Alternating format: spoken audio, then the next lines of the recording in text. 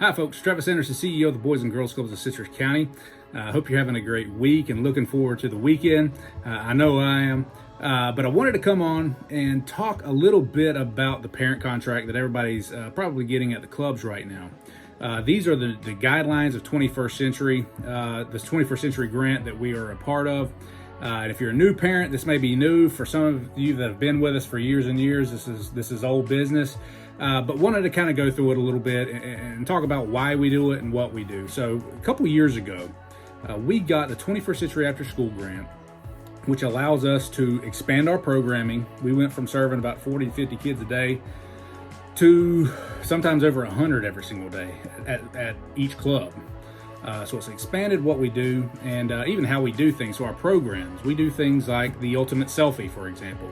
The Ultimate Selfie, we get parents to basically sign off on a genetic test for your children. We send it off, we get the DNA test back, we learn about your culture, we learn about where the music, the food, the topography of the country, of your origins. So it's really cool stuff that not a lot of people around us are doing. So it's really cool stuff. We expanded our personal enrichment programs, our fitness programs. Every single one of our clubs right now have a 3D printer, so we get a lot of things from this funding. So with that, we've kind of got to do some things that they want us to do. One of which is to be present the majority of the programming day. We close our programs at 6:30 every single day. We need your kids to be a part of our program for the majority of the day, closest to 6:30 as you can. We're no longer able to be a bus stop or a drop-in location like we've been in probably 3 or 4 years ago. Some people, bus would drop them off at 4, they'd pick them up at 4:05. That's not really what we can do anymore. If that's the kind of program that you need, we're not going to be that anymore. We can't be that.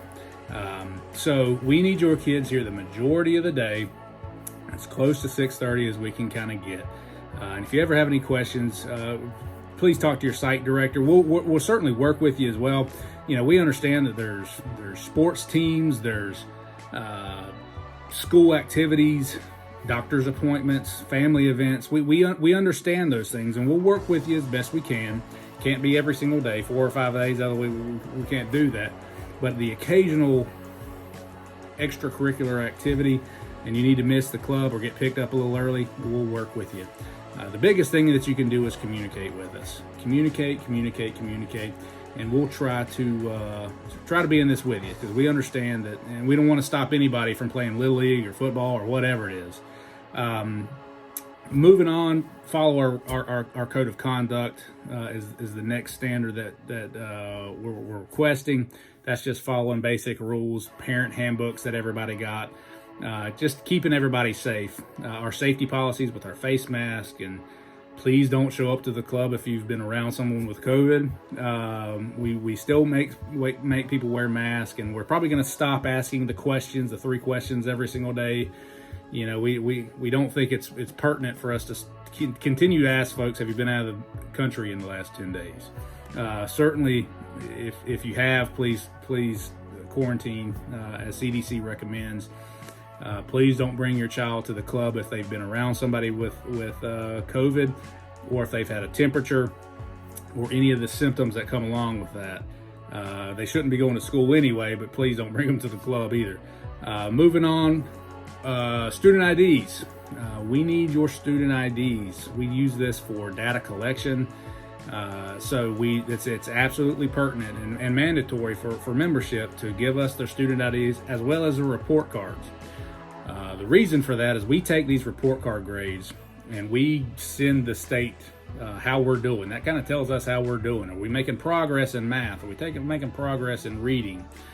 All these things we use this data for. So it's very, very important. The next one is to attend at least 2 family nights.